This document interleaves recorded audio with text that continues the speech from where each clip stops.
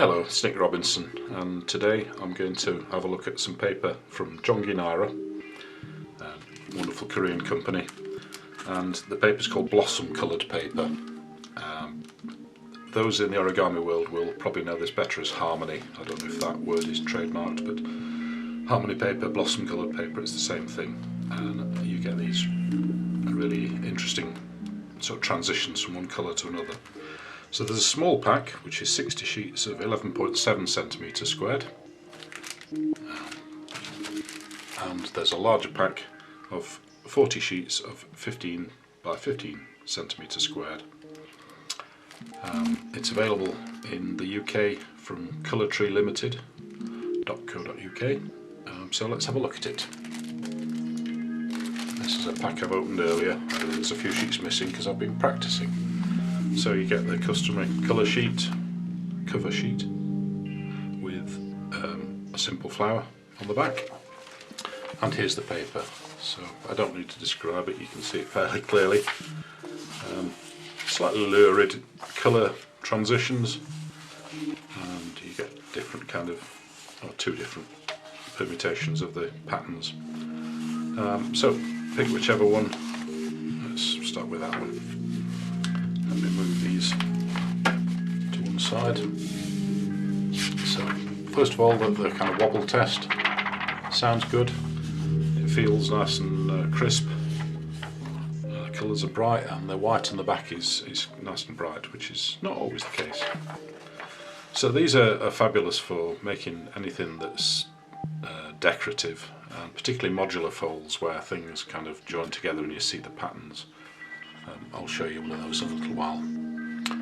So we're going to start by making what's called a preliminary base. So we begin with the white side up and we fold a diagonal.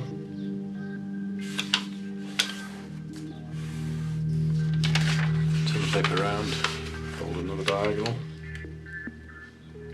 All you have to do is get the corners lined up, hold in place, and then the edges should take care of themselves. Open out, turn over, and we're going to fold in half, side to side.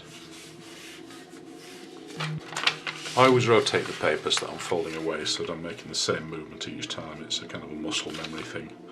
But as long as you get neat results, it doesn't matter how you do it. Right, having put those creases in, if we push the short sides together, you can see the top opens up, and we flatten two flaps to one side and two to the other side. And this is our preliminary base. And instantly enough, you can flip this inside out, push in the centre, pop, we get the water-bomb base, and then we can flip it back. So hours of fun to be had there.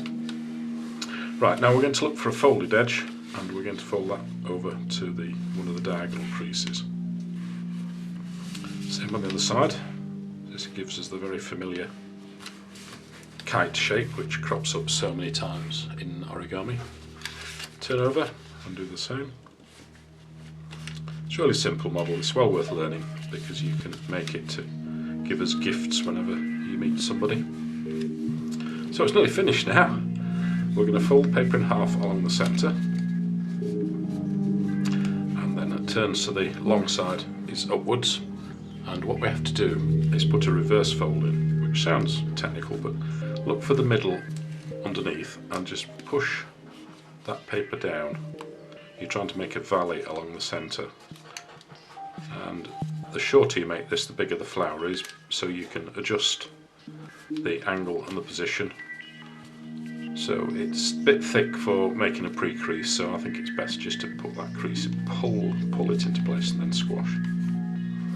So this is the stem, and to open it out we look for the first layer there. You see the first coloured layer, and we're going to put that crease in as we open the paper out. So you can see this lovely blossom shape appears. You just have to make sure it's pulled open to the centre, and then you can put your fingers inside and just ease out these. There's a subtle shade change from sort of pale to dark in the centre. It's probably not the most dramatic of the patterns we use, but it's nice.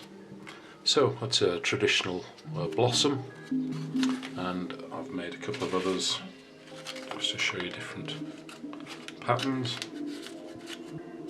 So that's a pinky one. That's one of the alternate shapes. You can see more dramatic colour change. Some people like it. I'm not a massive fan, but if people like it, then that's fine. And you can also use it for any kind of modular design. Here's a box by Tomoko Fusei, which is 4 pieces, and you can see I've used the same pattern on opposite sides. It's a beautiful little box.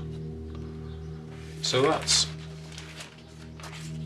blossom coloured paper by Jonginara, and it's available from colourtreelimited.co.uk. Thanks for listening, and I'll see you soon.